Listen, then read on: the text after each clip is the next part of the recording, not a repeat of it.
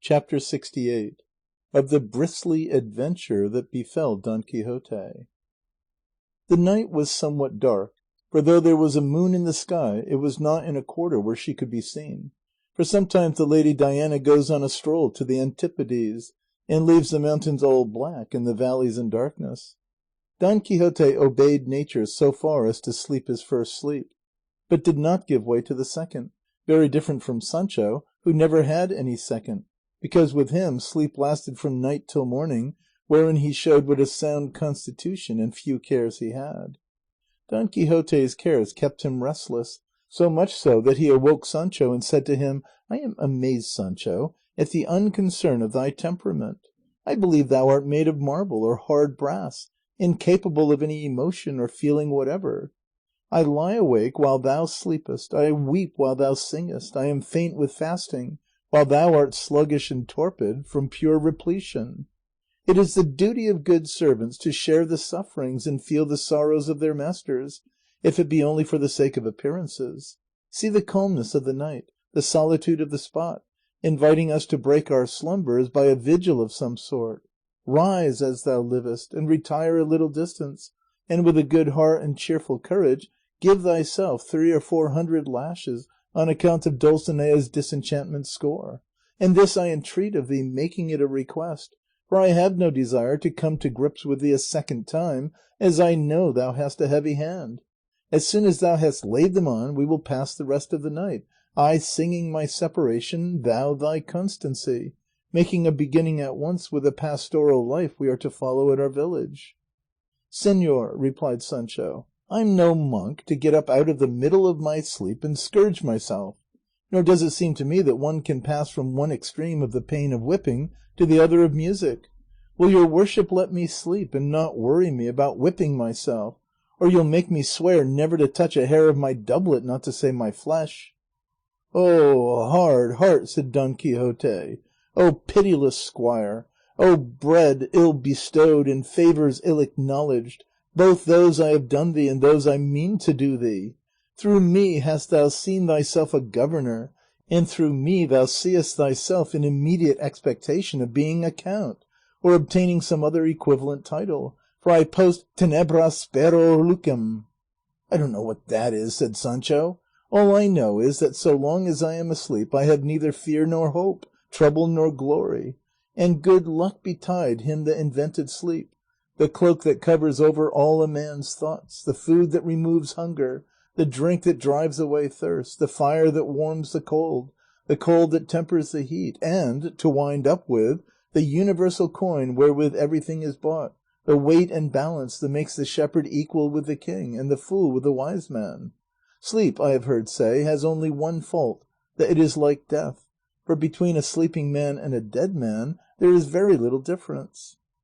"Never have I heard thee speak so elegantly as now, Sancho," said Don Quixote, "and here I begin to see the truth of the proverb thou dost sometimes quote, 'Not with whom thou art bred, but with whom thou art fed.'" "Ha! By my life, master mine," said Sancho, "it's not I that am stringing proverbs now, for they drop in pairs from your worship's mouth faster than from mine; only there is this difference between mine and yours, that yours are well timed and mine are untimely, but anyhow they are all proverbs." At this point they became aware of a harsh indistinct noise that seemed to spread through all the valleys around. Don Quixote stood up and laid his hand upon his sword, and Sancho ensconced himself under Dapple, and put the bundle of armour on one side of him and the ass's pack saddle on the other, in fear and trembling as great as Don Quixote's perturbation. Each instant the noise increased and came nearer to the two terrified men, or at least to one, for as to the other his courage is known to all. The fact of the matter was that some men were taking above 600 pigs to sell at a fair, and were on their way with them at that hour, and so great was the noise they made in their grunting and blowing that they deafened the ears of Don Quixote and Sancho Panza, and they could not make out what it was.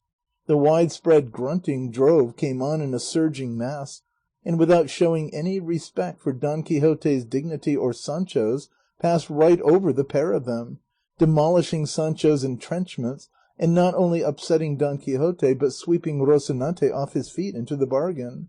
and what with the trampling and the grunting and the pace at which the unclean beasts went, pack-saddle, armour, Dapple, and Rocinante were left scattered on the ground, and Sancho and Don Quixote at their wits' end. Sancho got up as well as he could, and begged his master to give him his sword, saying he wanted to kill 6 of those dirty, unmannerly pigs, for he had by this time found out that that was what they were. "Let them be, my friend," said Don Quixote. "This insult is the penalty of my sin, and it is the righteous chastisement of heaven that jackals should devour a vanquished knight, and wasps sting him, and pigs trample him under foot." "I suppose it is the chastisement of heaven too," said Sancho, "that flies should prick the squires of vanquished knights, and lice eat them, and hunger assail them. If we squires were the sons of the knights we serve, or their very near relations, it would be no wonder if the penalty of their misdeeds overtook us even to the 4th generation. But what have the Panzas to do with the Quixotes? Well, let's lie down again and sleep out what little of the night there's left, and God will send us dawn, and we shall be all right." "Sleep thou, Sancho," returned Don Quixote, "for thou wast born to sleep as I was born to watch, and during the time it now wants of dawn I will give a loose rein to my thoughts, and seek a vent for them in a little madrigal, which, unknown to thee, I composed in my head last night." "I should think," said Sancho, "that the thoughts that allow one to make verses cannot be of great consequence. Let your worship string verses as much as you like, and I'll sleep as much as I can." And forthwith, taking the space of ground he required, he muffled himself up and fell into a sound sleep, undisturbed by bond, debt, or trouble of any sort. Don Quixote, propped up against the trunk of a beech or a cork tree, for Cide Hamete does not specify what kind of tree it was, sang in this strain to the accompaniment of his own sighs: "When in my mind I muse, O love, upon thy cruelty, to death I flee, and hope therein the end of all to find. But drawing near that welcome haven in my sea of woe, such joy I know that life revives, and still I linger here. Thus life doth slay, and death again to life restoreth me. Strange destiny that deals with life and death as with a play." He accompanied each verse with many sighs and not a few tears, just like one whose heart was pierced with grief at his defeat and his separation from Dulcinea. And now daylight came, and the sun smote Sancho on the eyes with his beams.